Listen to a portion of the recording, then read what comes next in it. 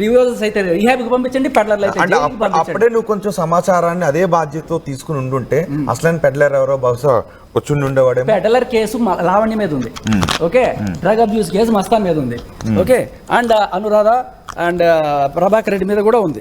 ఏది పెడ్లర్స్ కింద. So Anuradha peddler దాని గురించి డిబేట్ జరుగుతుందా?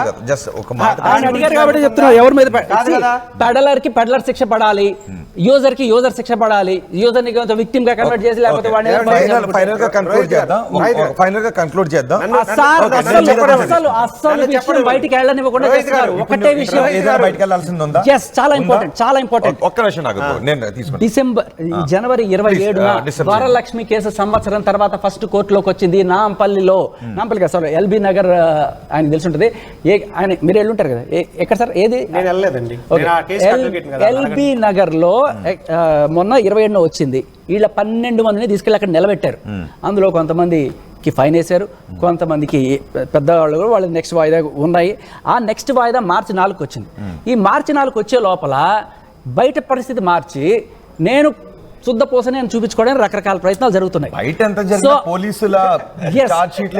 అదే వాడు నన్ను ఇరికిచ్చాడు, వీడు నన్ను ఇరికిచ్చాడు అని చెప్పి రకరకాల ప్రయత్నాలు చేసి దీని నుంచి బయటపడే ప్రయత్నాలే ఇవి.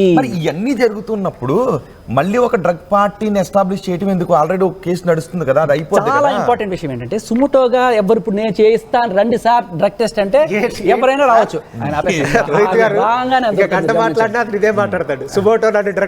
కాదు, రెడ్ హ్యాండెడ్ గా పట్టుకున్నప్పుడు మాత్రమే పోలీసులకి డ్రగ్ టెస్ట్ చేసే అవకాశం ఉంటుంది. అందుకే అడుగుతున్నాను, ఇంత దమ్ముండి బయటకు వచ్చి తొడగొట్టి ఛాలెంజ్ చేస్తున్నారు కదా, దమ్ముంటే ఛాలెంజ్ చేస్తారు. ఒక్క నిమిషం శేఖర్ భాష, ఫైనల్ కంక్లూడ్ చేద్దాం. Okay, let me complete. Okay, ఇందులో ఓకే మీరు అడగాల్సిన అడిగేస్తే వెళ్తాను. Thank you. మళ్ళీ మన ఇద్దరం కూర్చుందాం, వాళ్ళకి కూడా ఇబ్బందిగా ఉంది పాపం. మళ్ళీ ఫైనల్ గా ఎందుకు కంప్లైంట్ చేస్తున్నావా శేఖర్ భాష? ఈరోజు బిజీ ఉంటాడు. అదే ప్రాణం కన్నా మీడియా ముఖ్యం కదా సార్, మనిషి ప్రాణం కన్నా మీడియా ముఖ్యం కదా. నా ప్రాణాన్ని కాపాడేది కాదు, రిటర్న్ కంప్లైంట్ ఇవ్వకుండా కొడుతూనే ఉన్నాడు దాని నుంచి అక్కడ పెట్టేసి. కాదు సార్, జనాలు ఏమనుకుంటున్నారో దయచేసి కామెంట్స్ రూపంలో సార్కి తెలియజేయండి. జనాలు ఏమనుకుంటున్నారు నా గురించి అన్నారు, దయచేసి మీరు కూడా కామెంట్స్ చదువుకోండి సార్ కింద వచ్చిన తర్వాత. ఈ రోజు కంప్లైంట్ చేయడానికి వెళ్తున్నావు, రేపు కంప్లైంట్ చేస్తావా? ఈ రోజు కంప్లైంట్, రిటర్న్ కంప్లైంట్ ఎయిర్పోర్ట్ కే వెళ్ళేది ఈ రోజు. ఓకే.